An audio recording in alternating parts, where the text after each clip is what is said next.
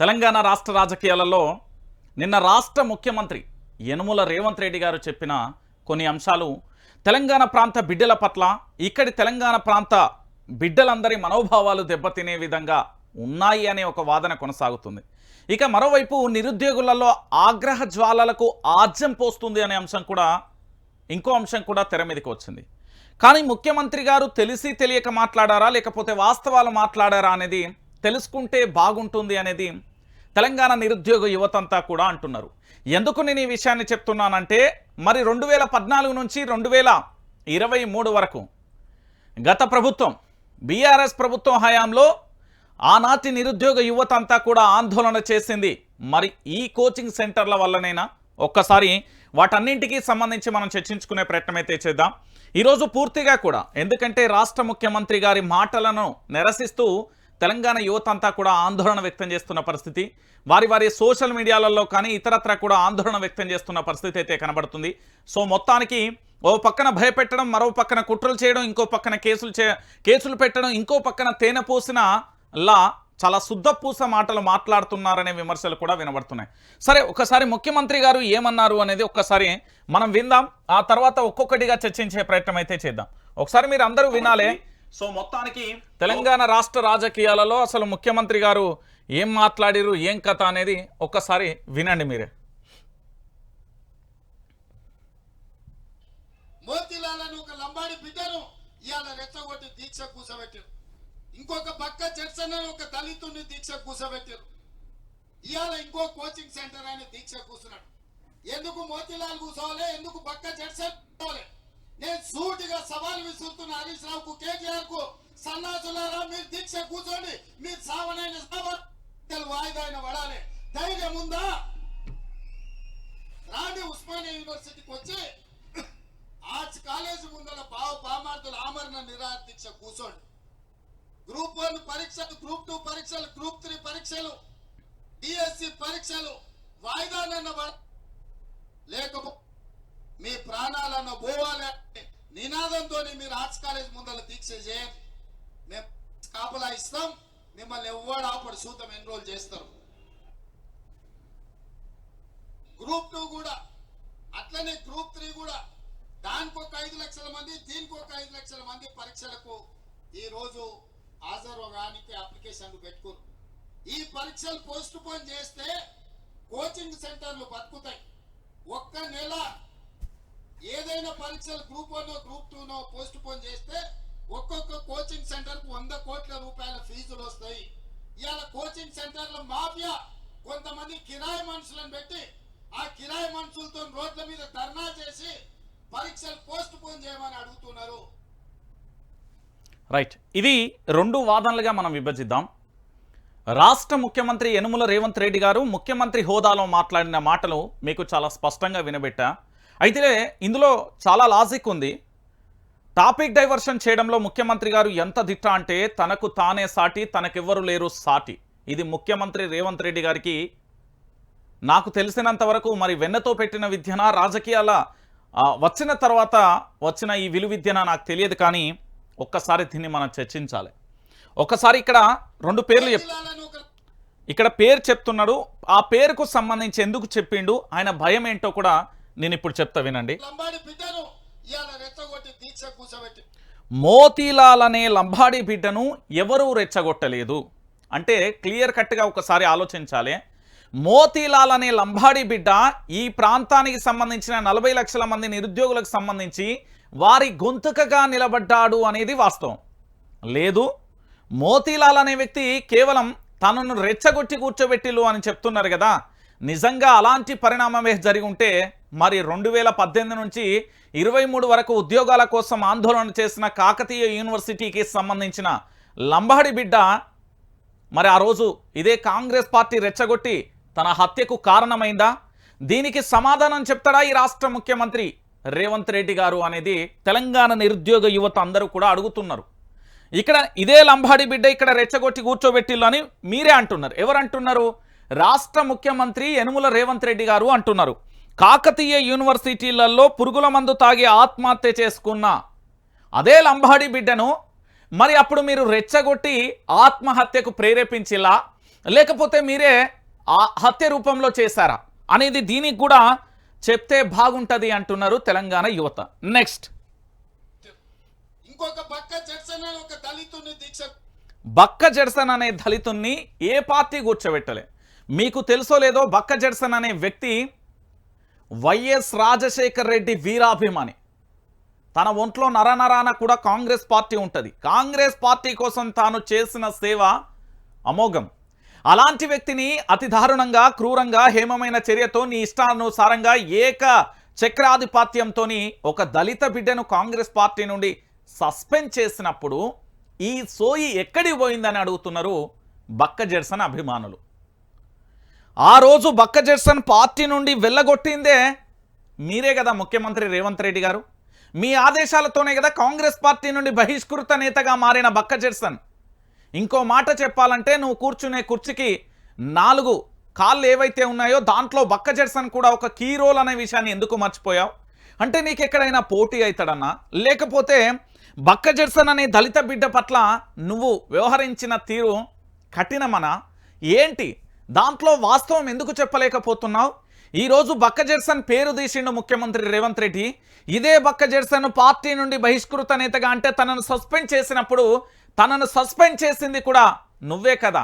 అంటే చంద్రబాబులా 2 కళ్ళ సిద్ధాంతం లెక్క నీకు 2 నాలుకల ధోరణి ఏమైనా ఉందా? ఆందోళన వ్యక్తం చేస్తున్నారు మీ అభిమానులే. ఎందుకంటే మీరు మాట్లాడిన భాష, మీరు మాట్లాడే తీరు చాలా అద్భుతంగా ఉంది. ఎందుకంటే ఆనాడు ఇదే బక్క జడ్సన్ను పార్టీ నుండి సస్పెండ్ చేయించింది మీరు, ఆదేశాలు ఇచ్చింది మీరు, పార్టీ నుంచి వెళ్ళగొచ్చింది మీరు. మీరు కిరాయి పార్టీ నుండి వచ్చేరు. నన్ను అడిగితే మీరు ఇతర పార్టీల కిరాయి పార్టీల నుంచి మీరు కాంగ్రెస్ పార్టీలోకి చొరబడేలు. నిజమైన కాంగ్రెస్ కార్యకర్త బక్క జడ్సన్. మీకు ఆ రైట్సే లేవు అసలు. మీరు తెలుగుదేశం పార్టీ నుండి వచ్చిన వ్యక్తి, అందులో నిజమైన కాంగ్రెస్ కార్యకర్తలను ఈరోజు బక్క జడ్సన్ను ఎవరు ప్రేరేపించారండి? బక్క జడ్సన్కు కాంగ్రెస్ జెండా అన్నా, కాంగ్రెస్ పార్టీ అన్నా ఎంత ప్రేమో నీకు తెలుసా? అత్యంత దారుణంగా కూడా ఒక దళిత బిడ్డను సస్పెండ్ చేసినావు కదా. కనీసం సస్పెండ్ ఎత్తివేసి తనకు, ఎందుకంటే బీఆర్ఎస్ ప్రభుత్వం మీద అనేక రకాలుగా అంటే పోరాటం చేసిండు. మరి ఈరోజు అధికారం నీకు ఊహించని అధికారం వచ్చింది. మరి ఆనాడు పోరాటం చేసిన బక్క జడ్సన్కి ఎందుకు అధికారం ఇయ్యలే? ఓహో దళితుడనా? ఈ విషయం చెప్తే బాగుండేమో. అతను దళితుడు కాబట్టే నేను పార్టీ నుండి బహిష్కరించిన, నాకంటే ఎక్కువ తెలివి ఉంది కాబట్టి బహిష్కరించిన, రేపు పొద్దుగాల ఎక్కడ నా సీఎం సీటుకి ఎసరు పెడతాడనే బహిష్కరించిన అని మాట్లాడకపోతివి. ఈరోజు బక్క జడ్సన్ గురించి మాట్లాడేంత స్థాయి వచ్చింది అంటే అది ఇక నీ విజ్ఞతకే వదిలేస్తున్నా. నెక్స్ట్ కూర్చోబెట్టారు. ఇవాళ ఇంకో కోచింగ్ సెంటర్ అనే దీక్ష కూర్చున్నాడు. ఎందుకు మోతీలాల్ కూర్చోవాలి, ఎందుకు బక్క జడ్సన్ కూర్చోవాలి? నేను సూటిగా సవాల్ విసురుతున్న హరీష్ రావు. అవును నిజమే. ఎందుకు బక్క జడ్సన్ కూర్చోవాలి, ఎందుకు మోతీలాల్ కూర్చోవాలి, ఎందుకు అశోక్ కూర్చోవాలి? రాష్ట్ర ముఖ్యమంత్రిగా రేవంత్ రెడ్డి గారు మీరే కూర్చోండి, అద్భుతంగా ఉంటుంది.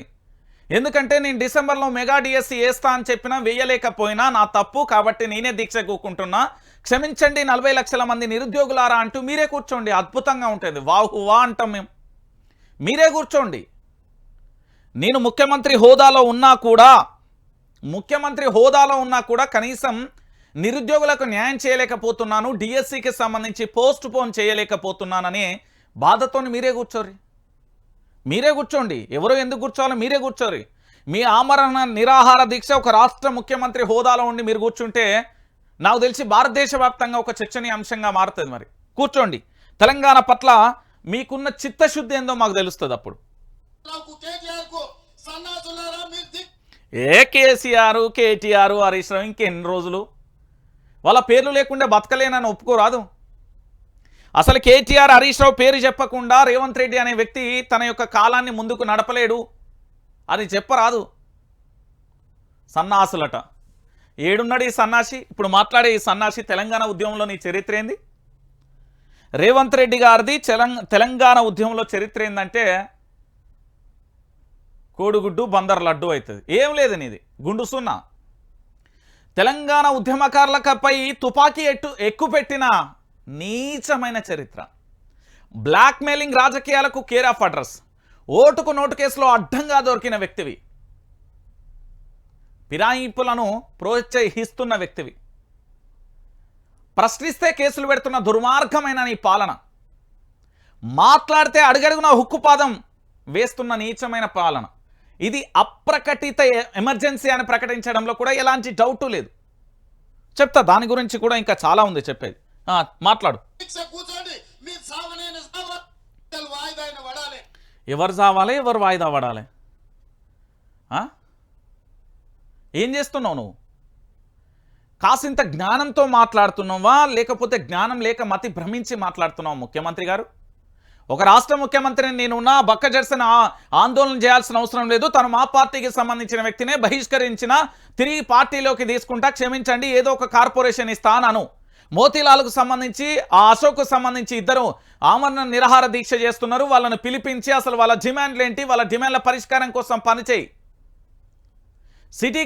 సిటీ కాలేజ్ గ్రౌండ్లో అర్ధరాత్రి నుంచి పూర్తి స్థాయిలో ఉస్మానియా యూనివర్సిటీ వరకు డిఎస్సి అభ్యర్థులు కాళ్లకు చెప్పులు లేకుండా నడిచి వచ్చి చంటి బిడ్డలతోని కన్నీళ్లతోని తాగడానికి ఏంది కనీసం వాటర్ లేకుండా తినకుండా అర్ధరాత్రి వేళ వాళ్ళు చేసిన ఆందోళన గురించి మాట్లాడి ప్రభుత్వం ఎక్కువ తప్పైంది, ఖచ్చితంగా కూడా అది ప్రభుత్వం తప్పే, నేను అందుకు చింతిస్తూ పూర్తి స్థాయిలో కూడా డిఎస్సిని పోస్ట్ పోన్ చేస్తున్నా. అదేవిధంగా పరీక్షలన్నీ కూడా యువతకు అంటే నిరుద్యోగ అభ్యర్థులు ఎవరైతే ఉన్నారో అభ్యర్థులందరికీ కూడా అనుగుణంగా టైం టేబుల్ తయారు చేసి మీ ఇస్తామని చెప్పలేకపోయావా?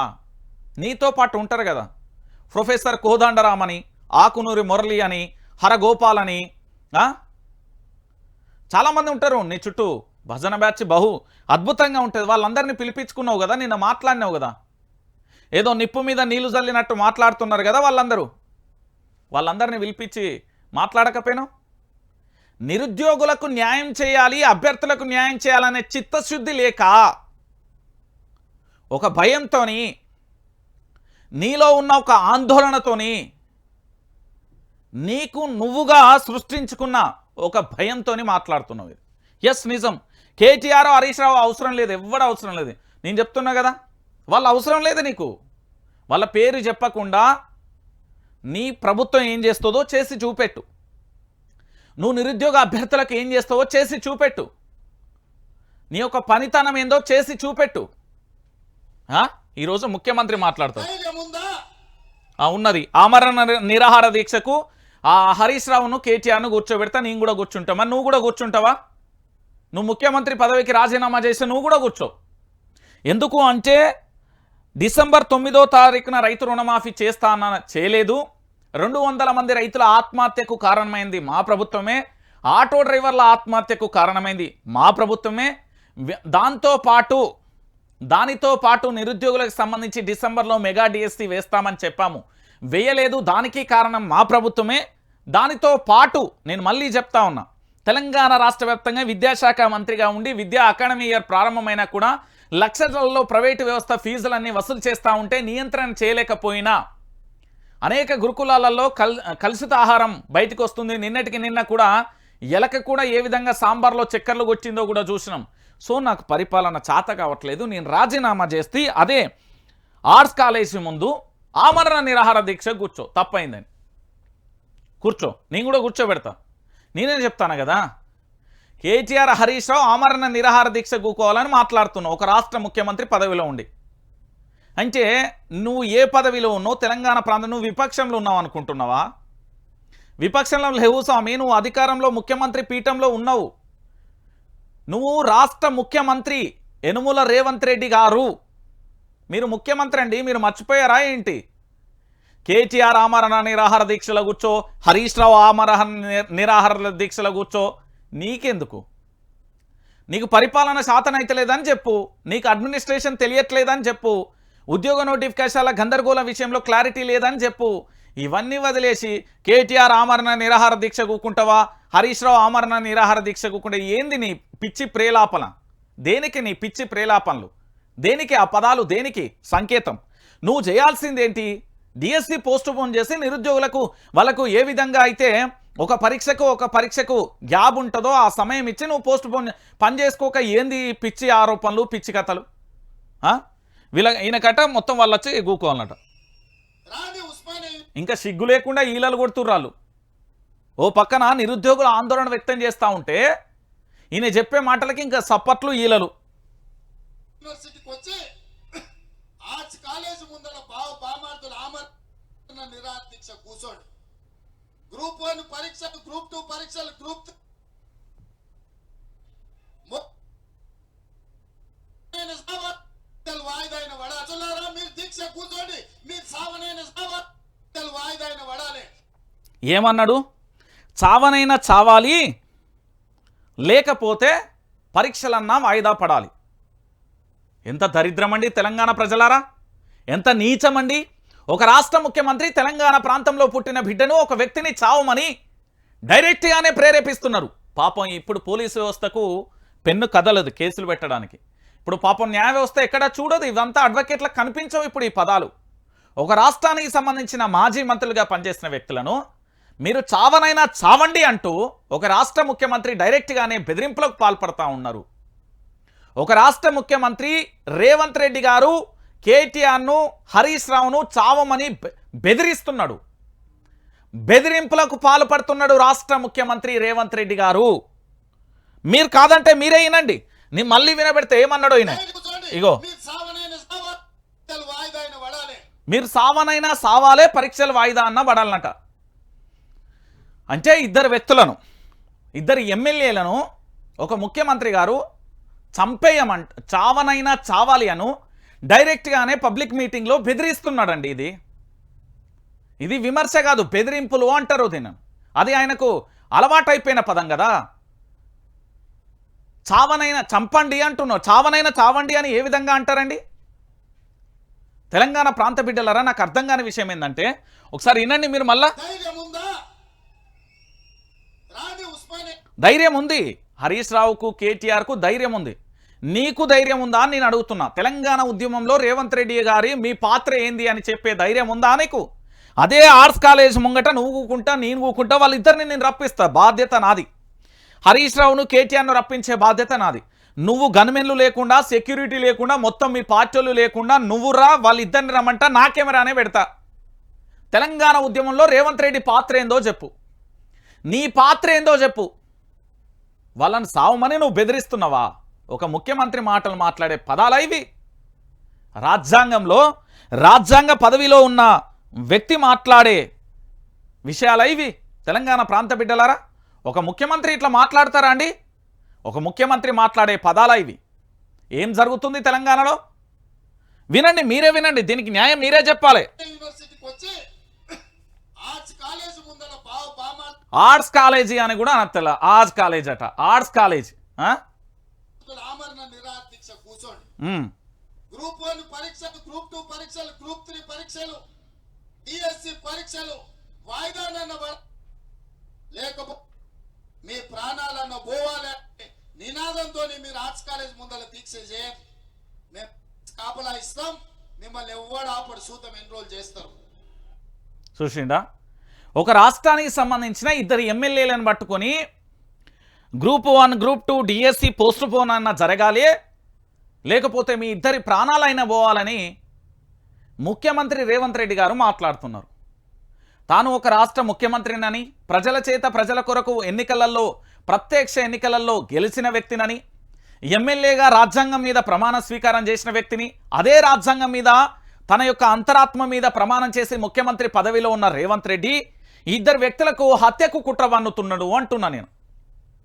డైరెక్ట్గా సావండి అంటున్నాడు ఈయన. ఎవరు? రేవంత్ రెడ్డి గారు అంటున్నారు. ఇది ఎంతవరకు కరెక్టు అనేది నా తెలంగాణ బిడ్డలందరూ కూడా చెప్పాలి. ఎందుకంటే ఇలాంటి మాటలు మాట్లాడే రేవంత్ రెడ్డి మనకు అవసరమా?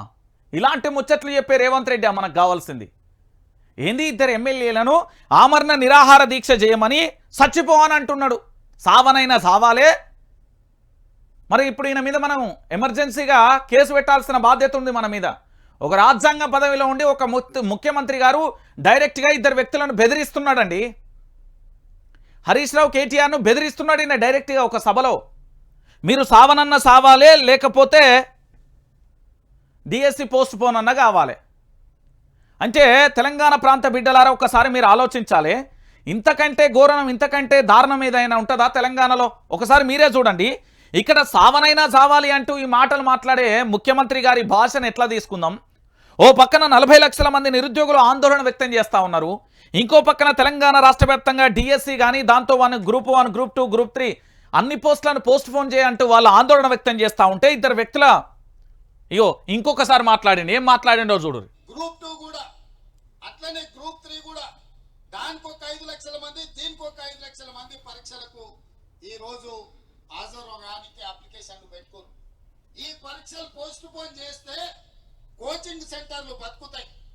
ఒక్క నెల ఏదైనా పరీక్షలు గ్రూప్ 1 గ్రూప్ 2 పోస్ట్ పోన్ చేస్తే ఒక్కొక్క కోచింగ్ సెంటర్ కు 100 కోట్ల రూపాయల ఫీజులు వస్తాయి. ఇవాళ కోచింగ్ సెంటర్ల మాఫియా కొంతమంది కిరాయి మనుషులను పెట్టి ఆ కిరాయి మనుషులతో రోడ్ల మీద ధర్నా చేసి పరీక్షలు పోస్ట్ పోన్ చేయమని అడుగుతున్నారు. అర్థమైందా? ఏమన్నాడో అర్థమైందా? కిరాయి మనుషులు అంటే 2018 నుంచి 23 వరకు నిరుద్యోగులు చేసిన ఆందోళనలో మొత్తం రేవంత్ రెడ్డి కిరాయి మనుషులే ఉన్నట్టు ఈ లెక్కన. ఇప్పుడు కిరాయి మనుషులు ఉన్నారంటే అప్పుడు కూడా ఉన్నట్టే కదా. ఆనాడు కోచింగ్ సెంటర్లకు 100 కోట్ల రూపాయలు పోస్ట్ పోన్ అయితే లాభాలు వస్తున్నాయి అన్నప్పుడు రాష్ట్ర ముఖ్యమంత్రిగా బాధ్యతలలో ఉన్నాడు, ఒక ముఖ్యమంత్రిగా మాట్లాడుతున్నారు. మరి ఈయన చేతిలోనే ప్రభుత్వ రంగ వ్యవస్థ, దాంతోపాటు అన్ని ఈయన చేతిలోనే ఉన్నాయనే విషయాన్ని మర్చిపోయిందా, లేకపోతే మతి భ్రమించేమైనా మాట్లాడుతున్నారా అనేది తెలంగాణ నిరుద్యోగులు అడుగుతున్నారు. నిజంగా 100 కోట్ల రూపాయల లాభం వేస్తే దాని మీద ఎంక్వైరీ చేయము. కోచింగ్ సెంటర్లలో కిరాయి మనుషులు ఎవరు ఉన్నారో వాళ్ళ బట్టలు ఇప్పి తెర మీదకి తీసుకురా, తెలుస్తుంది కదా. నిజమా కాదా, కిరాయి మనుషులను పెట్టింది ఎవరు, కిరాయి మనుషులు లేకుండా చేసింది ఎవరు అనేది తెలుస్తారు కదా.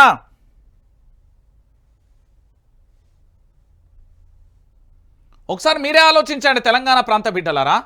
పోస్ట్ పోన్ చేయమని తెలంగాణ రాష్ట్రంలో ఉన్న నిరుద్యోగులు, డిఎస్సి అభ్యర్థులు అందరూ కూడా ఆందోళన వ్యక్తం చేస్తూ ఉంటే ఈరోజు కోచింగ్ సెంటర్లకు సంబంధించి 100 కోట్ల రూపాయల ఏది లాభం వస్తుంది, అందుకే కిరాయి మనుషులను పెట్టుకొని పరీక్షలు వాయిదా వేయాలని ధర్నాలు చేస్తున్నారని చెప్తున్నారు కదా. ఆ 100 కోట్ల మీద ఎంక్వైరీ చేద్దాం, ఆ కిరాయి మనుషులను బయటికి తీసుకొద్దాం, ఆ కోచింగ్ సెంటర్ల భాగోతాన్ని బట్టలిప్పి బదట్లా నిలబెడదాం. ఎస్, ఛాలెంజ్ ముఖ్యమంత్రి గారు ఇది. దీనికి మీరు కట్టుబడి ఉన్నారు అంటే ఆ విషయాలు ఏందో నాకే చెప్పండి. నేనే డైరెక్ట్గా నేరుగా వెళ్ళి ఆ కోచింగ్ సెంటర్లకు సంబంధించి మరి నిజంగా కూడా 100 కోట్ల రూపాయలు లాభం జరుగుతుందంటే తెలంగాణ నిరుద్యోగుల తల్లిదండ్రుల రక్తాన్ని దాగినట్టే కదా. ఒకసారి మాట్లాడుకుందాం. మరి అంటే కేవలం పోస్ట్ పోన్ అనే ఎపిసోడ్ను పెట్టుకొని ఎంత దారుణంగా ముఖ్యమంత్రి గారు మాట్లాడుతున్నారు అనేది మీకు అర్థం కావాలి. నేను చెప్తున్నా కదా, ఇక్కడ మీరు మళ్ళా చూడొచ్చు.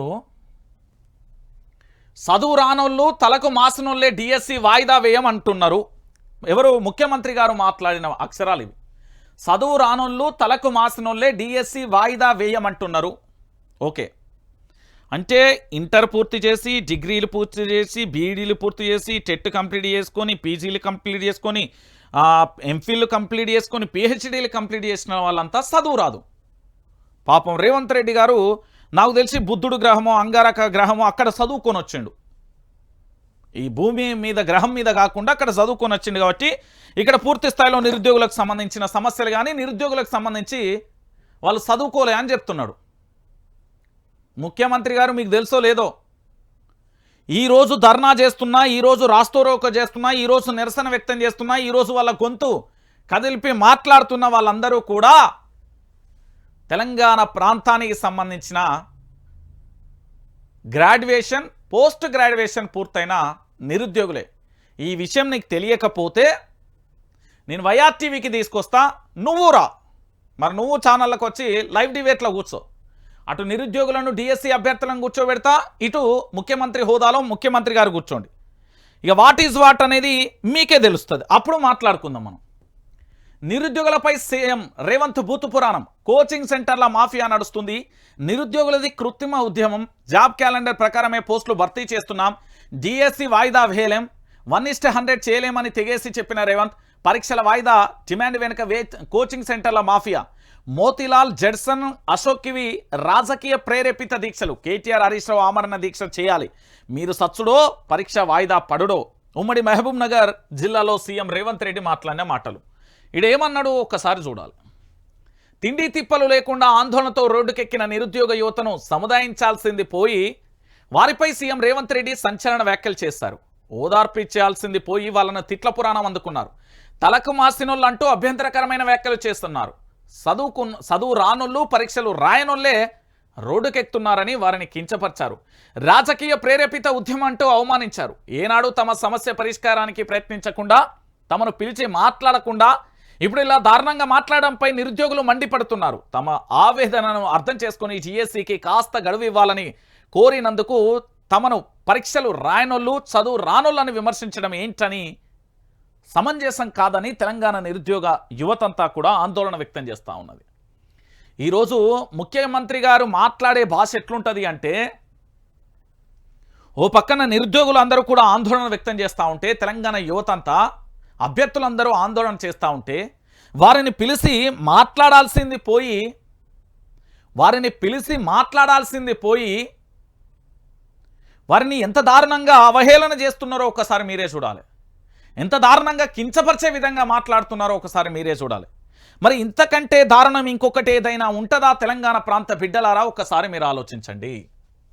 ఇంతకంటే దారుణమైన పరిస్థితి ఇంకోటి ఉండదు. ఇక దానితో పాటుగా మరో అంశం, జిఎస్సి పరీక్షల వాయిదాపై ముఖ్యమంత్రివి పరిణితి లేని మాటలు. ప్రతిపక్షంలో ఉన్నప్పుడు ఒకలా, అధికారంలో ఉంటే మరోలా. సీఎం వ్యాఖ్యలకు హరీష్ రావు కౌంటర్. ఏంది? పోస్ట్ పోన్ చేయమని అడిగినందుకు మద్దతు తెలపలేదా అని నిలదీస్తారు. అప్పుడు సానుకూలంగా నిర్ణయం తీసుకోవాలని ప్రభుత్వం విపక్షంలో ఉన్నప్పుడేమో ఒక మాట, అధికారంలోకి వచ్చిన తర్వాత ఇంకొక మాట మాట్లాడుతున్నాడు. మరి రేవంత్ రెడ్డి గారి మాటలను తెలంగాణ యువత మీరెట్లా చూస్తారు అనేది చాలా ఇంపార్టెంట్. డిఎస్సి పోస్ట్ పోన్ చేయాలి అని ఆందోళన చేస్తున్న అంశానికి సంబంధించి ఈరోజు పోస్ట్ పోన్ చేయాలని డిఎస్సికి సంబంధించి ఆందోళన కొనసాగుతున్న క్షణంలో ఈ డిఎస్సికి సంబంధించిన ఆందోళన బాట పడుతున్న నిరుద్యోగ యువతకు సంబంధించి ఎంత దారుణంగా వాళ్ళని కించపరిచే విధంగా, ఎంత దారుణంగా వాళ్ళను అవహేళన చేసే విధంగా మాట్లాడుతున్నాడు ఈ ముఖ్యమంత్రి రేవంత్ రెడ్డి అనేది దాన్ని తిప్పికొట్టిండు హరీష్ రావు. హరీష్ రావు ఏమంటున్నారంటే, ప్రతిపక్షంలో ఉన్నప్పుడు డిఎస్సి అభ్యర్థులను పోస్ట్ పోన్ చేయాలి, వాళ్ళకు మెగా డిఎస్సి వేయాలి, 22,000 పోస్టులు 26,000 పోస్టులతో కూడిన ఏది నోటిఫికేషన్ ఇవ్వాలని మాట్లాడినావు కదా రేవంత్ రెడ్డి. ఈరోజు నువ్వు ఇలా ఎందుకు మాట్లాడుతున్నావు అంటే, అధికారంలో లేనప్పుడేమో పిచ్చి కుక్క, అధికారంలోకి రాగానే గజ్జి కుక్క లెక్క మారినావో మరి ఏంది? అధికారం అంటే పిచ్చా, తెలంగాణ ప్రాంత యువత అంటే పిచ్చా, లేకపోతే సమస్యలను పరిష్కారం దిశగా అడుగులు వేసి ప్రజారంజక పాలన అందించే పిచ్చా, ఏంది అనేది డిసైడ్ చేసుకో ముఖ్యమంత్రి. నువ్వు మాట్లాడే మాటలన్నీ కూడా పరిణితి లేని మాటలే, నీ వల్ల కాని అంశాలే. నేను చెప్తున్నా కదా. ఇగో చూడు, నిన్న ఏం జరిగింది ఓయూలో? మళ్ళీ ఉద్యమం రోజులు. పోలీస్ పహారాలో ఉస్మానియా యూనివర్సిటీ. కొనసాగుతున్న జిఎస్సి అభ్యర్థుల ఆందోళన. జిఎస్సి అభ్యర్థులకు మద్దతుగా విద్యార్థి లోకం. అడుగడుగున పోలీస్ మిలిటరీ బలగాలు. ఆంక్షలను దాటుకుని గర్జించిన విద్యార్థులు. నిర్బంధాలను సైతం లెక్క చేయని వైనం. అరెస్టులతో భయపెట్టాలని చూస్తుంది సర్కార్.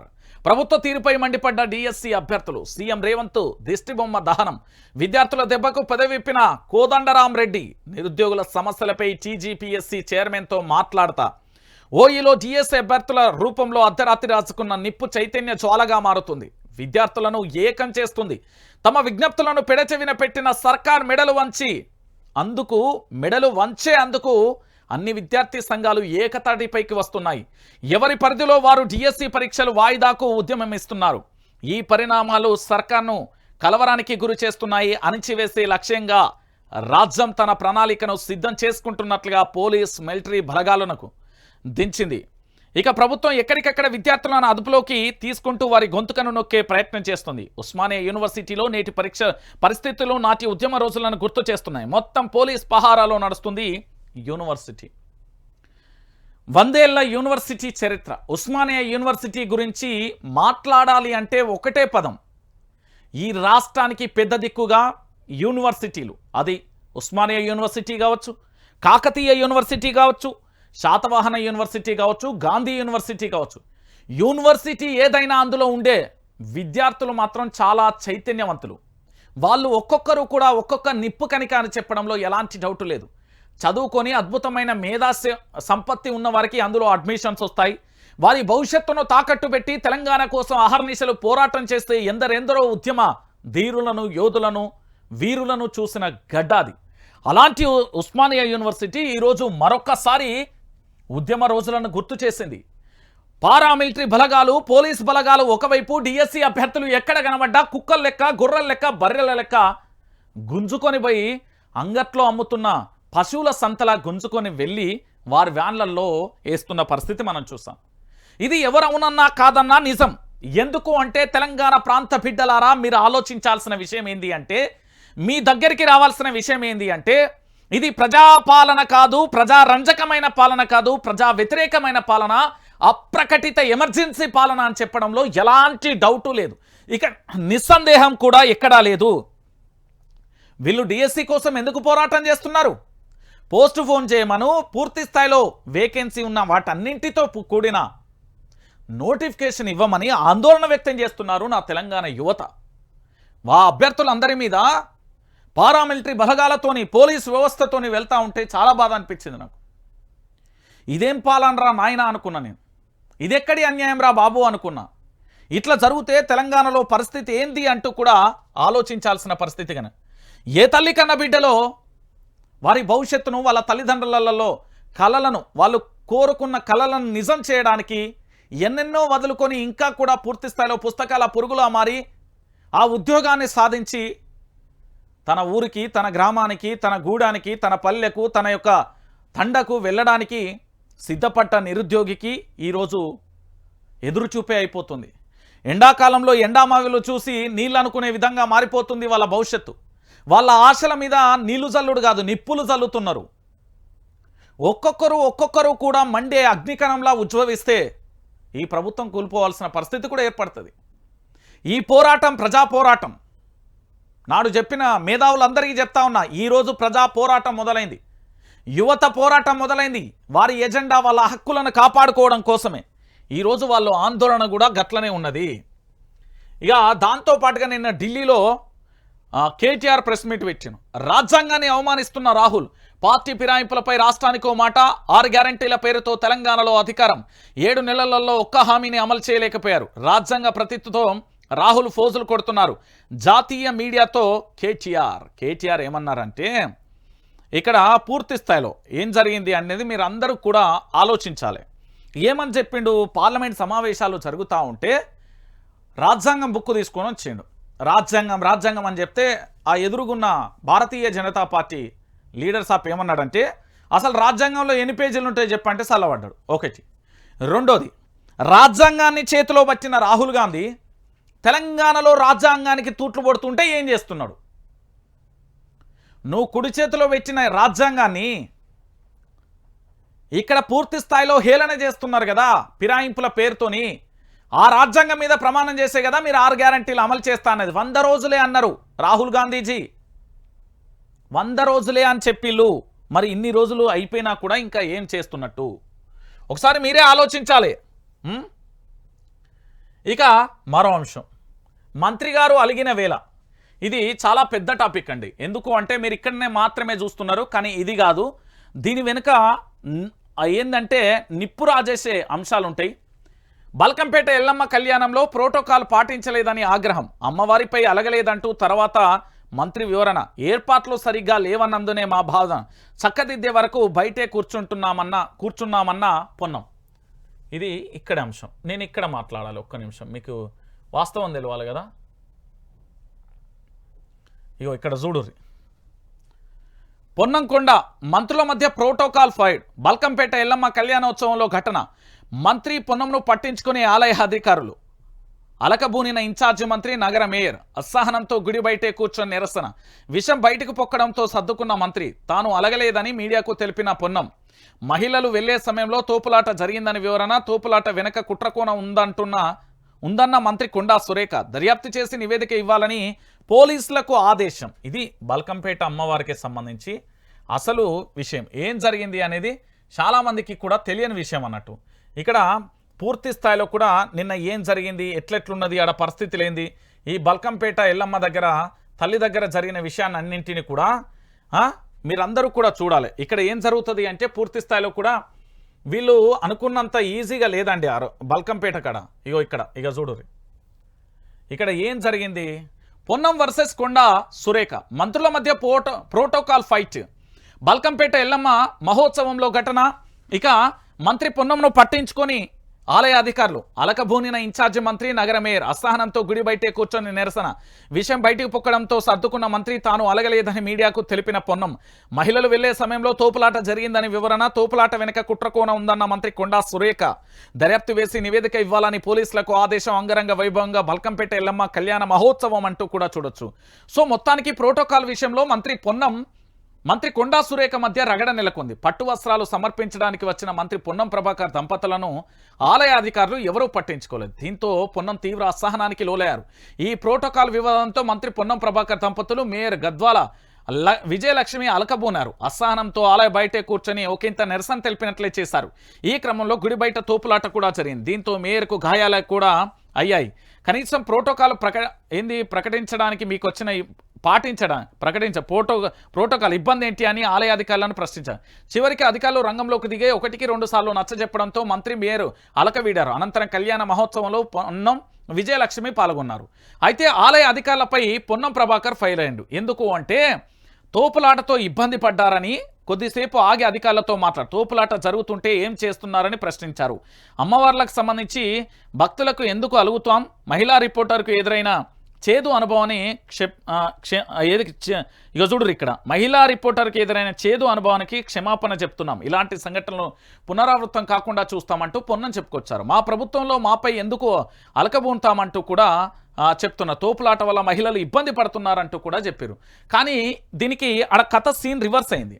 ఇక్కడ ఏందైందంటే అయితే పొన్నం ప్రభాకర్కు ప్రాధాన్యత ఇవ్వలేదన్న ఆరోపణల నుంచి బయటపడేందుకు మంత్రి కొండా సురేఖ మరో అడుగు ముందుకు వేసి తోపులాట ఘటనను కుట్రగా అభివర్ణించారు. ఆగమేఘాల మీద మంత్రి పొన్నంతో కలిసి పోలీసులతో రివ్యూ మీటింగ్ ఏర్పాటు చేశారు. పోలీస్ శాఖ దీనిపై దర్యాప్తు చేస్తుందని తెలిపారు. ఈ ఘటన వెనుక కుట్రకోణం ఉందని అనుమానం వ్యక్తం చేసిన కొండా సురేఖ తోపులాట ఘటనపై దర్యాప్తు చేసి నివేదిక ఇవ్వాలని పోలీసులను ఆదేశించారు. తోపులాట వెనుక కుట్రకోణం ఉందని మంత్రి కొండా సురేఖ అనడం తెలంగాణ రాష్ట్ర వ్యాప్తంగా చర్చనీయాంశంగా మారింది. అర్థమైందా? ఇక్కడ వాస్తవం ఏంది అంటే ఆలు లేదు సూలు లేదు, అల్లుడి పేరు సోమలింగం అన్నట్టుగా ఉన్న పరిస్థితి కనబడుతుంది. వాస్తవం ఏంటంటే పట్టు వస్త్రాలు సమర్పించడానికి పొన్నం ప్రభాకర్ను మేయర్గా ఉన్న విజయలక్ష్మి గారు బయలుదేరారు.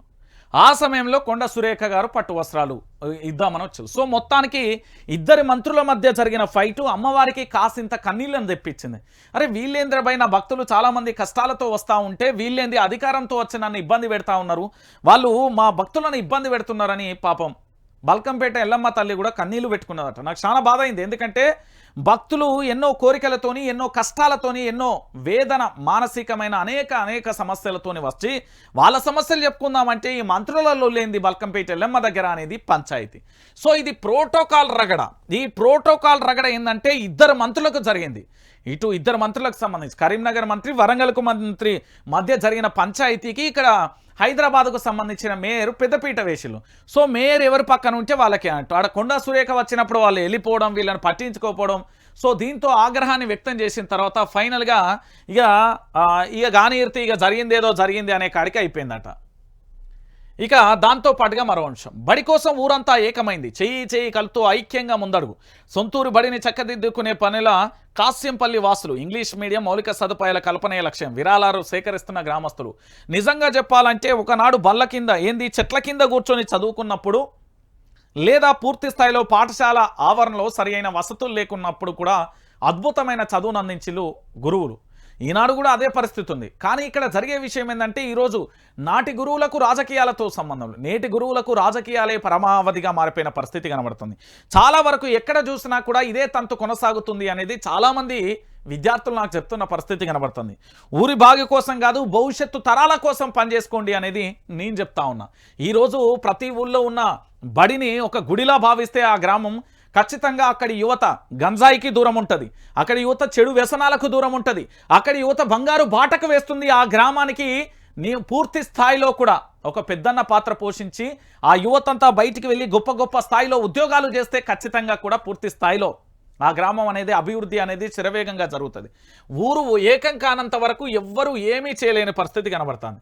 ఇక నిన్న చూసిలు కదా, డిఎస్సిని వాయిదా వేయాలని, మెగా డిఎస్సిని ప్రకటించాలని డిమాండ్ చేస్తూ హైదరాబాద్లోని ఉస్మానియా యూనివర్సిటీ ఆర్ట్స్ కాలేజ్ ఎదుట మంగళవారం ముఖ్యమంత్రి రేవంత్ రెడ్డి దిష్టిబొమ్మ దహనం చేస్తున్నారు బీఆర్ఎస్వి విద్యార్థులు. ఏంది తాడో పేడో తేల్చుకుంటాం, అర్ధరాత్రి ఉద్యోగ యాత్ర అంటూ కూడా చెప్పిన పరిస్థితి కనబడుతుంది. సో మొత్తానికి డిఎస్సిని పోస్ట్ పోన్ చేయాలనే వాదనకు మరింత బలం చేకూరింది. నిజంగా పోస్ట్ పోన్ చేయాల్సిన అవసరం ఎంతైనా ఉంది అనే అంశం కూడా చర్చనీయాంశంగా కనబడుతుంది.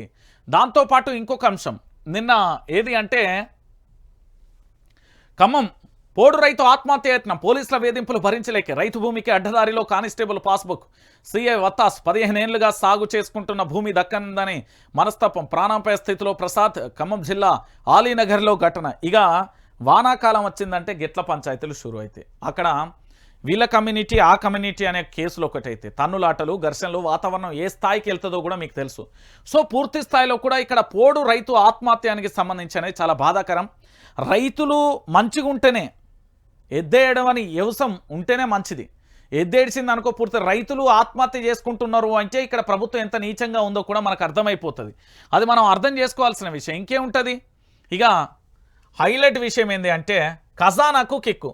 మందు బాబులం మేము, మందు బాబులం, మందు కొడితే మాకు మేమే మహారాజులం. రేవంతు పాలనలో రేవంతు పాలనలో కిక్కు మీద కిక్కేరా అన్నట్టున్నది రేవంత్ రెడ్డిది. కాదంటే చూడుర్రి, ఖజానాకు కిక్కు. సర్కారు నడవాలంటే మద్యం తాగించాల్సిందే. 45,000 కోట్ల ఆదాయం లక్ష్యంగా ప్రణాళికలు. గత ఏడాది కంటే భారీగా పెరిగిన అమ్మకాలు. 6 నెలలలో ఆదాయం 23,000 కోట్లు. తాగుబోతు తెలంగాణ చేసిండు రేవంత్ రెడ్డి. నేను చెప్తున్నా కదా మందు బాబులం అనేది. ఇక చూడండి, మీరు అవునన్నా కాదన్నా తెలంగాణ రాష్ట్రంలో 45,000 ఆదాయమే లక్ష్యంగా తెలంగాణ రాష్ట్ర వ్యాప్తంగా తాగుబోతులను చేసిండు. 6 నెలలలో కేవలం తాగుడు వల్ల వచ్చిన ఆదాయం 23,000 కోట్ల రూపాయలండి. తెలంగాణ ప్రాంత బిడ్డలారా, 23,000 కోట్ల రూపాయలకు సంబంధించిన ఆదాయం. ఇక చూడు ఎంత దారుణమైంది ఇది. ఆనాడు కేసీఆర్ ఉంటేనేమో తెలంగాణ రాష్ట్రాన్ని తాగుబోతు రాష్ట్రంగా చేసుకున్నాడు, తాగుబోతుడు అని ఇచ్చిర్రు. మరి ఆనాడు మాట్లాడిన నాలుకలన్నీ, ఆ రోజు అన్న మాటలన్నీ ఈరోజు ఏమైపోయినాయి? తెలంగాణ రాష్ట్ర వ్యాప్తంగా కూడా ఈరోజు తెలంగాణ రాష్ట్ర రాజకీయాలలో చాలా బాధాకరమైన విషయం, తాగుబోతు రాష్ట్రంగా మార్చేసి. కాదంటే మీరే చూడండి, రాష్ట్ర ప్రభుత్వం ఆదాయానికి మద్యం కిక్కెక్కింది. ప్రభుత్వం నుంచి సంక్షేమ పథకాలు త్వరగా ప్రజలకు అందాలంటే జనాలకు మద్యం తాగించాల్సిన గత్యంతరం ఏర్పడింది. అంటే తాగు సచ్చిపో, నా స్వార్థం కోసం, నా ముఖ్యమంత్రి పీఠం కోసం, నా మంత్రి పదవి కోసం ఎవడు చచ్చిపోతే మాకేంది? నువ్వేం చేయాలంటే కాటికి కాలు జాపి ఉండు, మద్యం నేను పంపిస్తా అంటుంది రాష్ట్ర ప్రభుత్వం. మరి తాగిన తర్వాత కిడ్నీలు ఫెయిల్ అయ్యో, లివర్ ఖరాబ్ అయ్యో, ఏదన్నా అయితే ఆ కుటుంబం పరిస్థితి ఏంది? నువ్వు కేవలం నీ ఆదాయం కోసమే చూస్తున్నావు. ఈరోజు నువ్వు డబ్బు అనే ఒక మహమ్మారి రోగంతో ప్రభుత్వం చూస్తుంది. తాగిపియాలని లక్ష్యంగా పెట్టుకున్న 45,000 కోట్ల లక్ష్యంగా అమ్మాలని ఫిక్స్ అయిందట. కానీ ఆ 45,000 కోట్లకు సంబంధించి నువ్వు చూస్తున్నావు. తెలంగాణలో 4 కోట్ల మంది రోడ్డు మీద పడితే బతికేంది అనేది నేను చూస్తున్నా. నాది రైతు బిడ్డ, రైతు ఏంది అంటే మీ భాషలో చెప్పాలంటే మీకు ఏదనిపిస్తే అది రైట్ అనిపిస్తుంది, కానీ మాకు అట్లా అనిపేది. మేము రైతు బిడ్డలం. రైతు బిడ్డ నీతి ఏంటంటే నాకంటే అందరూ బాగుండాలి, అందులో మనం ఉండాలి. కానీ రాజకీయ నాయకుని నీతి ఏంది తెలుసా? అందరు చెడిపోవాలి, నేను ఒక్కనే బాగుండాలి. ఇప్పుడు ఈరోజు ప్రభుత్వానికి సంబంధించి గదే 23,000 కోట్ల రూపాయల ఆదాయం సంపాదించింది ఈ 6 నెలల్లో. 45,000 కోట్ల లక్ష్యంగా చేస్తాంది. ఇక చూడు, ఇక్కడ రాసుకొచ్చింది. గతంలో ఎన్నడూ లేని విధంగా ప్రభుత్వం మద్యం అమ్మకాలను ప్రోత్సహిస్తుండడం ఇందుకు కారణం. దీంతో ఎక్సైజ్ శాఖ ఏడాది అనుకున్న 45,000 కోట్ల లక్ష్యాన్ని చేరుకునేటట్లు కనిపిస్తుంది. రాష్ట్ర ప్రభుత్వం మద్యం అమ్మకాలను ప్రోత్సహిస్తూ ఖజానా నింపుకుంటున్నది. రాష్ట్రాన్ని తాగుబోతుల రాష్ట్రంగా తయారు చేస్తున్నది. అన్ని అసెంబ్లీ ఎన్నికల సమయంలో కాంగ్రెస్ ప్రచారం చేసింది. అధికారంలోకి వచ్చిన 100 రోజులలో బెల్ట్ షాపులను రద్దు చేస్తామని మేనిఫెస్టోలో ప్రకటించింది.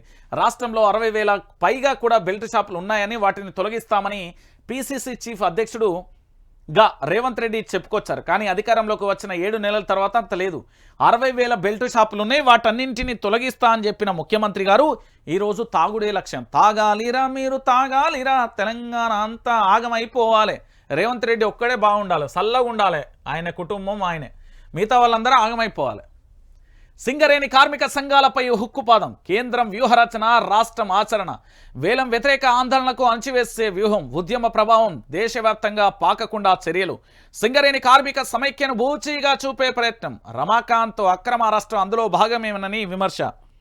మానవ హక్కుల వేదిక ప్రధాన కార్యదర్శి తిరుపతయ్య. నేను నిన్న ఏం చెప్తున్నా అంటే పూర్తి స్థాయిలో మీకు ఎవరు రమాకాంత్ అలియాస్ మహమ్మద్ హుస్సేన్ అలియాస్ సుధాకర్ను అరెస్టు చేశారు. దేనికోసం అరెస్టు చేశారు? మావోయిస్టుకి సంబంధించిన కార్యకలాపాలకు పాల్పడుతున్నారని చెప్పారు. అయితే ఇక్కడ వ్యూహం ఏంటంటే ఫస్ట్ మంచి కుక్క ఉంటుందండి, విశ్వాసంతో ఆ యజమానిని కాపాడే కుక్క కానీ లేకపోతే కుక్క ఉంటుంది కదా విశ్వాసంతో కూడిన జంతువు, దాన్ని ఫస్ట్ పిచ్చి కుక్క పిచ్చి కుక్క పిచ్చి కుక్క పిచ్చి కుక్క అని ముద్రెత్తారు. తర్వాత వీళ్ళే దాన్ని పిచ్చి కుక్కని చేసి ఇంటి నుండి గేదెమేస్తారు. సో ఈరోజు అదే జరుగుతున్నది. సింగరేణి కార్మిక సంఘాలపై ఉక్కుపాదం ఏంది అంటే కేంద్రం వ్యూహరచన రాష్ట్రం ఆచరణ అనే విషయానికి సంబంధించి ఎందుకు చెప్తున్నా అంటే తెలంగాణ ప్రాంత బిడ్డలారా ఒకసారి మీరందరూ కూడా ఆలోచించాలి. ఈరోజు పూర్తి స్థాయిలో కూడా మణిపూర్లో జరిగినటువంటి సంఘటనలు తెలంగాణలో జరిగినా కూడా ఆశ్చర్యం లేదు. నేను మళ్ళీ మీకు ఎందుకు చెప్తున్నా అంటే తెలంగాణ ప్రాంత బిడ్డలందరూ కూడా ఆలోచించుకోండి. రేపు భవిష్యత్తులో జరగబోయే పరిణామాలు గనక ఇట్లనే ఉంటే, ఈ తెలంగాణ రాష్ట్రం లెక్కనే ఉంటే మన బతుకులు ఆగమైపోతాయని కూడా తెలుసుకోర్రి. ఎందుకు అంటే తెలంగాణ రాష్ట్ర వ్యాప్తంగా కూడా జరిగే పరిస్థితులలో ఏం జరుగుతుంది అంటే ఈరోజు తెలంగాణ రాష్ట్ర వ్యాప్తంగా ఒకటే జరుగుతుంది. నేనేమని చెప్తున్నా అంటే భవిష్యత్తులో తెలంగాణ రాష్ట్రంలో ఏంది ఇక్కడ బొగ్గు కార్మికులకు సంబంధించి పూర్తి స్థాయిలో కూడా ఈ బొగ్గు కార్మికుల జీవితాలతో ఎట్లా ఆడుకోవాలి ఏం కథ అనేది దీనికి కార్యక్రమం మొదలైంది. మనం సింగరేణిని కాపాడుకుందాం, మన నల్ల బంగారాన్ని మనం కాపాడుకుందాం, మన మన మన మన తెలంగాణ సంపదను మనం కాపాడుకుందాం. కేంద్రం కుట్రలు చేస్తుంది, రాష్ట్రం అందులో పావుగా మారిపోతుంది. మీరు చూడుర్రి, కాదంటే మీరే ఆలోచించురు. తెలంగాణ రాష్ట్ర వ్యాప్తంగా జరిగే పరిణామం అదే. ఇక దానితో పాటుగా నేను ఒక అంశాన్ని ఇక్కడ చూసిన తర్వాత నాకు కొంత ఆశ్చర్యం అనిపించింది. స్వరం మారింది. కేటీఆర్ హరీష్ రావు వ్యాఖ్యలలో పశ్చాత్తాప ధోరణి, తామే తప్పు చేస్తామని ఒప్పుకోలు, ఫిరాయింపులు ముంచాయని వ్యాఖ్య, ఎదురుదాడి అహంకారపూరితమైన వైఖరితో నష్టమని గుర్తించారు. పార్టీని కాపాడుకునే వ్యూహమా అంటూ కూడా రాసుకొచ్చిల్లు. వీళ్ళు ఏం రాసుకొచ్చిల్లు అనేది చూద్దాం. ప్రజలలో సానుభూతి పొందే ప్రయత్నమా, భారీ ఎత్తున చేజారుతున్న ఎమ్మెల్యేలు ఎమ్మెల్సీలు తప్పని పరిస్థితులలో నిజాలు ఒప్పుకున్నారా, ఆసక్తికరంగా బీఆర్ఎస్ నేతల ప్రసంగాలు అంటూ కూడా చూడొచ్చు. ఒక్కసారి చూడొచ్చు ఏం జరిగింది. బీఆర్ఎస్ నేతల స్వరం మారింది. కష్టాలు చుట్టుముడుతున్న వేళ ఎమ్మెల్యేలు ఎమ్మెల్సీలు చేజారుతున్న తరుణం వారిని భయపెడుతుందా, అహంకారపూరిత ధోరణి ఎదురు దాడి వైఖరి ముంచేస్తాయని గుర్తించారో ఏమో. కేటీఆర్ హరీష్ రావులో మునుపెన్నడూ లేని పశ్చాత్తాపం కనిపించింది. తప్పంతా మాదే, మారాల్సింది మేమే అంటూ నర్మగర్భ వ్యాఖ్యలతో నిజాలు ఒప్పుకున్నారు. పార్టీని కాపాడుకునేందుకు ప్రజలలో సానుభూతిని పొంది వ్యతిరేకతను తప్పించుకునేందుకు తప్పని స్థితులలో నిజాలు మాట్లాడుతున్నారనే చర్చ కూడా జోరుగా కొనసాగుతుంది. అసలు ఏం జరిగింది అనేది చూడాలి.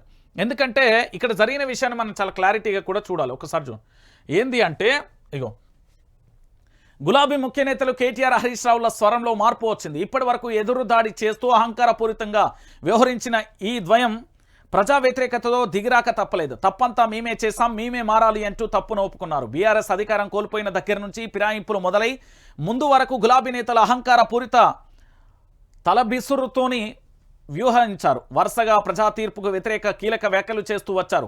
అధికార పార్టీకి తమకు కేవలం 1.85% ఓట్ల తేడాతో మాత్రమేనని, తాము తలుచుకుంటే ప్రభుత్వాన్ని కూల్చేస్తామంటూ బహిరంగంగా హెచ్చరికలు జారీ చేశారు. కాంగ్రెస్కు కేవలం 64 మంది ఎమ్మెల్యేల మద్దతు మాత్రమే ఉందని, అందులో నుంచి కొంతమంది తమ వైపు వస్తే పరిస్థితులు తారుమారు కావడం ఖాయమంటూ రెచ్చగొట్టే వ్యాఖ్యలు చేశారు. ఇదే వారి కొంప ముంచింది. ప్రభుత్వాన్ని పటిష్టం చేసుకునేందుకు రేవంత్ రెడ్డి ఫిరాయింపులకు తెరలేపారు. భద్రాచలం ఎమ్మెల్యే తెల్లం వెంకట్రావుతో మొదలైన ఫిరాయింపుల పర్వం క్రమక్రమంగా కూడా దూకుడు ప్రదర్శిస్తుంది. అది ఏ స్థాయికి చేరింది అంటే ఇప్పటికీ 7 ఎమ్మెల్యేలు 6 ఎమ్మెల్సీలు కండువా మార్చేశారు. బీఆర్ఎస్ ఎల్పీని అసెంబ్లీల సమావేశంలో విలీనం చేసుకోవాలనే టార్గెట్తో రేవంత్ పని చేస్తుండడం వారిని కలవరపాటుకు గురి చేస్తున్నది. ఫిరాయింపులు ముంచాయి. ఢిల్లీ వేదికగా మంగళవారం నిర్వహించిన మీడియా సమావేశంలో కేటీఆర్ హరీష్ రావులు మాట్లాడారు. ఫిరాయింపులు తమను ముంచాయని, మా పార్టీలో చేరిన ఎమ్మెల్యేలతో తమకు ఒరిగేది ఏమీ లేదని తేల్చారు. చేరిన వారిలో 10 మంది దాకా ఓటమి పాలయ్యారని గుర్తు చేశారు. విషయం తన దాకా వస్తే కానీ అర్థం కాదన్నది బావాభామర్దులకు బాగా తెలిసొచ్చినట్లయింది. ఫిరాయింపుల వారిని ఉక్కిరిబిక్కిరి చేస్తుండడంతో వారు నిజాలు ఒప్పుకునే స్థితికి దిగారు. ప్రెస్ మీట్లో ఒక దశలో ఫిరాయింపులపై ప్రశ్నించగా తాము బీఎస్పీ, టీడీపీ, కాంగ్రెస్ ఎల్పీలను విలీనం చేసుకున్నాం, తప్పు ఫిరాయింపులను ప్రోత్సహించలేదని తప్పించుకునే ప్రయత్నం చేశారు. గులాబీ లీడర్ల నోట నిజాలు వస్తుండడం అది ఖచ్చితంగా కూడా ఫిరాయింపు చేజారుతో ఎమ్మెల్యేలు అంటే ఇక్కడ పూర్తి స్థాయిలో ఈ పేపర్ ఎందుకు ఇట్లా రాసుకొచ్చిందంటే ఇప్పుడు బీఆర్ఎస్ పార్టీ అనేది మంచిగా ఎట్లా అంటే తెలంగాణ రాష్ట్ర వ్యాప్తంగా ఒక వ్యూహాత్మకంగా వెళ్తుంది. ఇప్పుడు రేవంత్ రెడ్డి గారికి సంబంధించి 7 నెలల పాలన మొదలైంది. ఈ పాలనకు సంబంధించి ఏంది అంటే ముఖ్యమంత్రి కల్వకుంట్ల చంద్రశేఖరరావు గారు ఇప్పటి వరకు పూర్తి స్థాయిలో కూడా ఏ ఉద్యమానికి నేరుగా వచ్చి సంఘీభావం అంటే ధర్నా రాస్తారోకో చేసిన ప్రయత్నం జరగలేదు. ఎందుకు అంటే ఒక వ్యూహాత్మకమైన వ్యూహం చాలా పకడ్బందీతో జరుగుతున్నది. ఇప్పుడు మీ అందరికీ తెలుసో లేదో, భారతదేశానికి సంబంధించిన ప్రధాని నరేంద్ర మోడీ గెలిచినా కూడా ఒక 6 నెలలు సైలెంట్గా ఉంటాడు. ఓ నెల రోజులు 2 నెలలు తన విజన్ ఏంది అనేది పూర్తి స్థాయిలో చర్చించుకొని ఒక డాక్యుమెంటరీ రూపంలో తన యొక్క లక్ష్యం ఏంది అనేది, ఎలా పరిపాలించాలి, ఏం కథ అనేది చేస్తారు ఎవరైనా. అది ఇప్పుడు కేసీఆర్ కూడా అదే ధోరణిలో ఉన్నారు. కానీ వీళ్ళని ఎట్లా కిచ్చిగజ్జం పెట్టాలి, ఎట్లా లొల్లి పెట్టాలి, ఏం కథ అనేది ఇట్లా పేపర్లో రాసుకుంటూ వస్తాయి అన్నట్టు. ఏం లేదు దీంట్లో మీరు ఆందోళన చెందాల్సిన అవసరం లేదు, ఏమీ లేదు. రైట్. కవిత ఏంది కవిత బాధితురాలేనా? ఢిల్లీ లిక్కర్ కేసులో కవిత అరెస్టుపై చర్చ. జాగృతి నేత అక్రమ అరెస్టు పై పెరుగుతున్న సానుభూతి. జైలుకెళ్లిన వారు సీఎం అవుతారని సోషల్ మీడియాలో పోస్టుల హల్చల్. కవిత కూడా త్వరలో కొత్త పార్టీ ఏర్పాటు చేస్తారని మీడియాలో జోరుగా ప్రచారం. ఆమె బయటకు వచ్చిన తర్వాతే ఏదైనా క్లారిటీ వచ్చే అవకాశం. అదేంది పెద్ద సంచలనమే ఇది. ఢిల్లీ లిక్కర్ కేసులో అరెస్ట్ అయిన తిహార్ జైల్లో ఉన్న ఎమ్మెల్సీ కల్వకుంట్ల కవిత కేసులో నిందితురాలా బాధితురాలా అనే ప్రశ్న ప్రస్తుతం పొలిటికల్ సర్కిళ్లలో హాట్ టాపిక్గా మారింది. కేసులో మొదట ఈడీ ఆమెను సాక్షిగా పేర్కొని తర్వాత నిందితురాలుగా కేసు నమోదు చేస్తారు. అయితే మొదట సాక్షిగా పేర్కొని తర్వాత ఈడీ ఆమెను కేసులో కింగ్ ఫిన్ అంటూ ప్రకటించడం రాజకీయంగా అనేక వ్యూహాగానాలకు తావిచ్చింది. కేవలం రాజకీయ కక్షతోనే బీఆర్ఎస్ పార్టీని దెబ్బకొట్టేందుకు ఢిల్లీ లిక్కర్ కేసులో కవిత అస్త్రాన్ని ప్రయోగించారని రాజకీయ పరిశీలకులు భావిస్తున్నారు. కేసీఆర్ నాయకత్వంలో దేశవ్యాప్తంగా కూడా బీఆర్ఎస్ పార్టీ విస్తరణను అడ్డుకునే వ్యూహంలో భాగంగా ఢిల్లీ లిక్కర్ కేసు తెరపైకి వచ్చిందనే వాదన ఉంది. మార్చి 15న కవితను ఈడీ అరెస్టు చేసినప్పటి నుండి ఆమె తిహార్ జైల్లోనే ఉన్నారు. కేసులో ఏకైక మహిళగా ఉన్న కవితను దాదాపు 3 నెలలకు పైగా జైల్లో ఉంచారు. ఈ విషయాన్ని కవిత న్యాయవాదులు ఢిల్లీ హైకోర్టు దృష్టికి తీసుకొచ్చినప్పటికీ ఆమెకు బెయిల్ లభించలేదు. పార్లమెంట్ ఎన్నికలలో లబ్ధి పొందాలనే ఆలోచనతోనే కవితను అరెస్టు జరిగిందని, ఎన్నికలు ముగిసిన తర్వాత కూడా మహిళ అని చూడకుండా కేంద్రం ఇంకా కక్ష సాధింపు చర్యలకు ఎందుకు పాల్పడుతుందనే చర్చ కూడా జోరుగా సాగుతుంది. లిక్కర్ కేసులో కవితను అక్రమంగా అరెస్టు చేశారనే సానుభూతి నానాటికి ప్రజలలో వెల్లువెత్తుతుంది. జైలుకెళ్తే సీఎం కావడం ఖాయం. గతంలో పలు కేసులలో పలు రాజకీయ నాయకులు జైలుకు జీవితాన్ని గడిపారు. వారు ఆయా రాష్ట్రాలలో జరిగిన రాజకీయ పరిణామాల నేపథ్యంలో సీఎంలుగా ఎన్నుకోబడ్డారు. మొన్నటి వరకు ఆంధ్రప్రదేశ్ సీఎంగా వ్యవహరించిన వైఎస్ జగన్మోహన్ రెడ్డి, తమిళనాడు సీఎంగా పనిచేసిన దివంగత నేత జయలలితతో పాటు ప్రస్తుతం తెలంగాణ సీఎంగా వ్యవహరిస్తున్న రేవంత్ రెడ్డిలు జైలు జీవితం గడిపిన వారేనని ఇందుకు ఉదాహరణగా చెప్తున్నారు. తాజాగా జార్ఖండ్ సీఎంగా ఎన్నికైన హేమంత్ సోరెన్ కూడా ఓ కేసులో 6 నెలలకు పైగా జైల్లో జీవితం అనుభవించాయి. ఇటీవలే మళ్ళీ సీఎం పదవి చేపట్టారు. ఇలా అనేక కేసులు ఉదాహరణగా చూపుతూ జాగృతి అధ్యక్షురాలు ఎమ్మెల్సీ కవిత కూడా ఏదో ఒక రోజు సీఎం పదవిని అధిరోహిస్తారని నమ్మకాన్ని ఆమె అభిమానులు వ్యక్తం చేస్తున్నారు. ఇదే విషయం గత కొంతకాలంగా సోషల్ మీడియాలో చక్కర్లు కొడుతుంది. కాగా జైలు నుంచి వచ్చిన తర్వాత కవిత రెట్టింపైన ఉత్సాహంతో పనిచేస్తుందనే విశ్వాసాన్ని ఆమె అనుచరులు వ్యక్తం చేస్తున్నారు. రచ్చలేపుతున్న కొత్త పార్టీ. లిక్కర్ కేసులో ఉన్న కవిత బయటికి రాగానే కొత్త పార్టీకి శ్రీకారం చుట్టుతుందనే చర్చ సోషల్ మీడియాలో జోరుగా సాగుతుంది. ఆమె అరెస్టు పట్ల బీఆర్ఎస్ పార్టీ నుండి కానీ ఆమె కుటుంబం నుండి కానీ సరైన మద్దతు లభించలేదనే చర్చ జరుగుతుంది. ఈ నేపథ్యంలోనే ఆమె జైలు నుంచి బయటికి వచ్చిన తర్వాత కొత్త కుంపటి పెట్టబోతున్నారనే చర్చకు ఆస్కారం ఏర్పడింది. లిక్కర్ కేసులో అరెస్ట్ అయిన తర్వాత ఆమెపై వస్తున్న ఆరోపణలను బీఆర్ఎస్ పార్టీ సరైన రీతిలో తిప్పికొట్టలేకపోయిందనే భావన ఆమె అభిమానులలో వ్యక్తమవుతుంది. సో ఆపద కాలంలో తమ నేతకు అండగా ఉండాల్సిన పార్టీ చేతులెత్తడంతో ఇక తమ ప్రత్యామ్నాయం వెతుకోవాల్సిన పరిస్థితి ఏర్పడిందని ఆమె సన్నిహితులు చెప్తున్నారు. ఈ నేపథ్యంలో కవిత కొత్త పార్టీ అంశంపై తెరపైకి వచ్చిందనే వార్తలు వినిపిస్తున్నాయి. ఏది ఏమైనా కవిత జైలు నుండి బయటికి వచ్చిన తర్వాతే ఇలాంటి రూమర్లు ఒక క్లారిటీ వచ్చే అవకాశం ఉందని రాజకీయ పరిశీలకులు కూడా భావిస్తున్నారు. గ్యాప్ నిజమే చర్చిస్తున్న కేటీఆర్, దాంతోపాటు కేటీఆర్లు తెలిపారు ఏంది పూర్తి స్థాయిలో కూడా ఇక్కడ జరుగుతున్న విషయం ఏంటి అంటే, ఎమ్మెల్సీ కవిత విషయంలో అసలు ఏం జరుగుతున్నది అంటే, కవితకు సంబంధించి అంటే ఢిల్లీలో జరిగిన ఒక ప్రధానమైన అంశం మీ అందరికీ తెలుసు, లిక్కర్ స్కామ్. అసలు ఈ లిక్కర్ స్కామ్ కేసు ఏంది, దానికి సంబంధించి పూర్తిగా నేను స్టడీ చేసిన. ఆడ ప్రభుత్వం అమ్మాల్సిన మద్యాన్ని ప్రైవేటు వ్యక్తులకు అప్పగించింది. ఆ అప్పగించిన ఏదైతే టెండర్లలో అక్రమాలు జరిగాయంటూ ఆరోపిస్తూ ఈడీకి సంబంధించి ఆనాటి లెఫ్టినెంట్ గవర్నర్కు సంబంధించిన కార్యదర్శి ఒక లేఖ రాస్తాడు. తర్వాత గవర్నర్ దానికి ఎంట్రీ ఇస్తాడు. దాని తర్వాత విచారణ జరుగుతుంది. అయితే ఈడీకి సంబంధించిన కేసులు నార్మల్ కేసులకు చాలా తేడా ఉంటుంది. ఇది నక్కకు నాగలోకానికి అంత తేడా ఉంటుంది.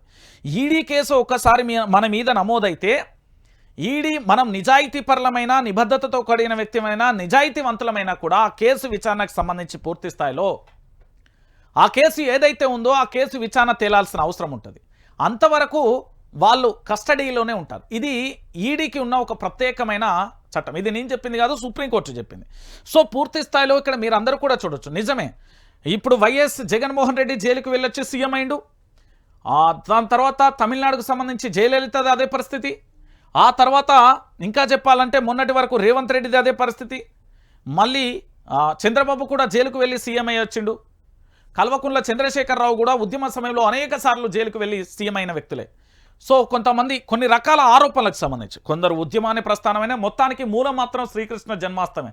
అంటే ఎవరైతే జైలుకు వెళ్తారో వాళ్ళు ముఖ్యమంత్రి పదవిని. అయితే కవిత కొత్త పార్టీ పెడితే ఇందులో లాజిక్ ఉండొచ్చు. ఒకటి, కష్టకాలంలో ఉన్నప్పుడు ఇప్పటి వరకు కూడా కేసీఆర్ తన దగ్గరికి ఢిల్లీకి వెళ్ళలేదనే ఒక బాధ కవితలో ఉన్నది అనేది తన అభిమానులు వ్యక్తం చేస్తున్న అంశం.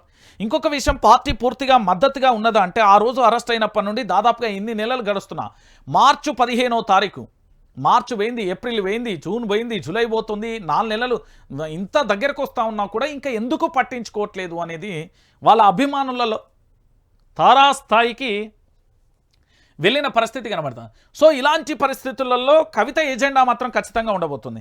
అంటే బీజేపీ దెబ్బకొట్టే ప్రయత్నంలో మొదట్లో కవితను అడిగినప్పటికీ ఏక్నాథ్ షిండేలా మీరు మారాలి అంటే అప్పుడు కవిత మారకపోవడంతోనే అరెస్టు చేసిందనే వాదన చూసాం. ఎన్నికలలో లబ్ధి చేకూరడం కోసం పూర్తి స్థాయిలో కవిత అరెస్ట్ అనేది ఏ విధంగా భారతీయ జనతా పార్టీకి కాంగ్రెస్ కలిసి వచ్చిందో కూడా చూసాం. సో ఇలాంటి పరిస్థితులలో కవితకు సంబంధించి త్వరలో బయటకు వస్తే కొత్త పార్టీ ఖాయమంటూ కూడా చెప్తున్నాం. మరి ఏం జరుగుతుంది అనేది మనం కూడా వేచి చూడాలి. ఇక తెలంగాణ రాష్ట్ర వ్యాప్తంగా కూడా కాంగ్రెస్ పార్టీది అత్యంత పెద్ద టాస్క్ రుణమాఫీ. ఈ రుణమాఫీకి సంబంధించి వీళ్ళు ఇప్పుడు ఏంది అంటే వాళ్ళు ఏది సమీక్షలు పెట్టచ్చు, రివ్యూలు పెట్టచ్చు, క్లాసులు పెడతారు, ఏది పెడతారు. అసలు వాస్తవం ఏందో ఒకసారి చూద్దాం.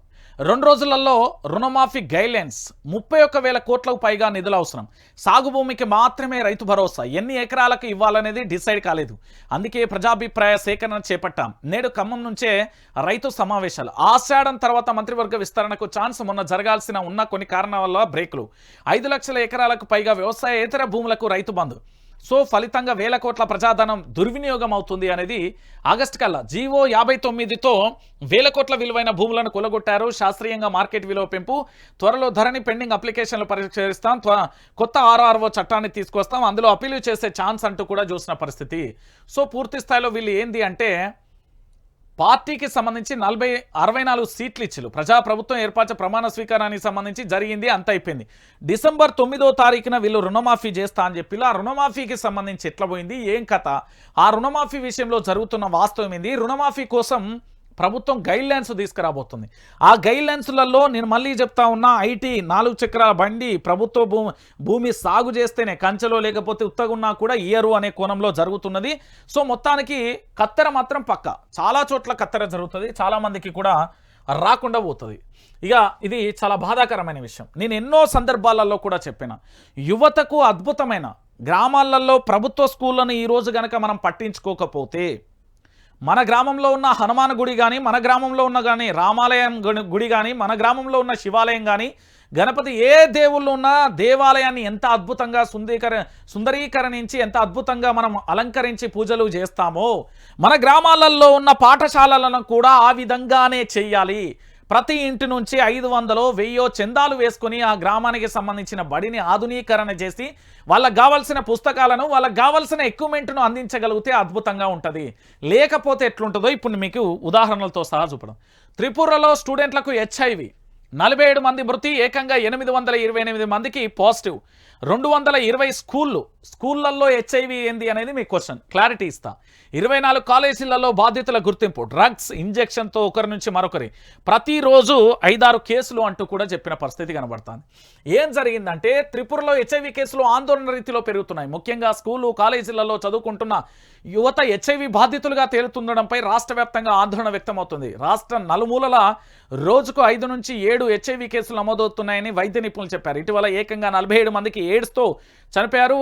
828 మంది వైరస్ బాధితులను గుర్తించినట్లుగా తెలిపారు. ఇందులో 572 మంది అడ్రస్ ట్రేస్ చేశామని, మిగతా వాళ్ళు పై చదువుల కోసం వివిధ దేశాలకు వివిధ రాష్ట్రాలకు వెళ్లారు అంటూ కూడా అక్కడి ప్రభుత్వం చెప్పిన పరిస్థితి కనబడుతుంది. చాలా జాగ్రత్తగా ఉండాలి. ఏంది అంటే ఈ త్రిపురది సంబంధించిన కేసు అది చైన్ సిస్టమ్ లెక్క మారిపోతున్న పరిస్థితిగా. ఈ మేరకు Tripura state AIDS control society అంటే TSACS రిపోర్ట్లు వివరాలు వెల్లడించాయి.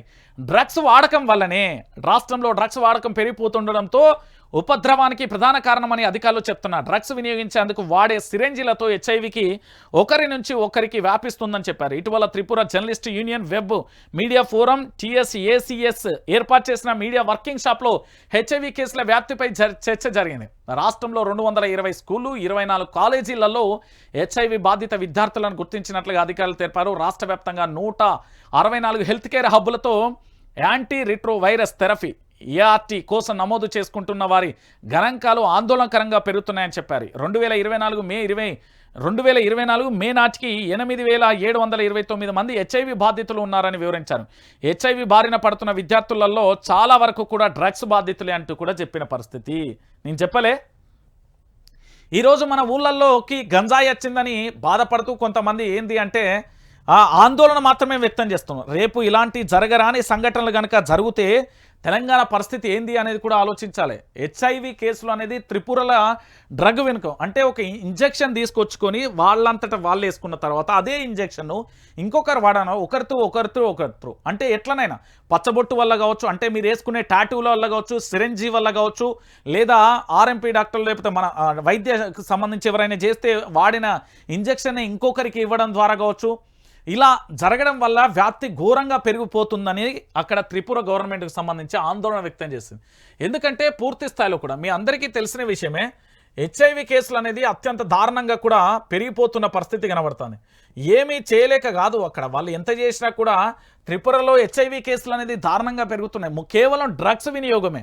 ఈ డ్రగ్కు సంబంధించి అంటే కొన్ని స్పూన్లో పోసి తీసుకునే డ్రగ్స్ ఉంటాయి, కొన్ని ట్యాబ్లెట్ల రూపంలో కొన్ని ఉంటాయి, కొన్ని మత్తు రూపంలో ఉంటాయి, కొన్ని సాల్ట్ రూపంలో ఉంటాయి, కొన్ని లిక్విడ్ రూపంలో ఉంటాయి.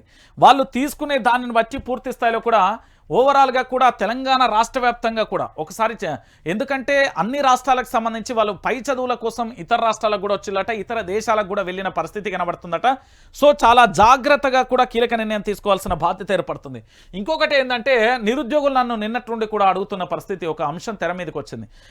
YRTVకి సంబంధించి ఎప్పుడు నిరుద్యోగుల పక్షం ఉంటుంది. DSC పోస్ట్ పోన్కు మీకు మద్దతు తెలుపుతున్నా, అదేవిధంగా Group 1 కానీ Group 2 కానీ Group 3 కానీ 1:100కు సంబంధించి కూడా మీరు ఏవైతే మంచి డిమాండ్లనే ప్రభుత్వం మీద పెట్టిలు మీకు పూర్తి మద్దతు అయితే YRTV ఎప్పుడు ఉంటుంది, YRTV ఎప్పుడు మీకోసమే పనిచేస్తుందని అందుకే చెప్తా ఉన్నా. YRTVకి సంబంధించిన ప్రతి ఒక్కరు కూడా సబ్స్క్రైబ్ చేసుకోండి.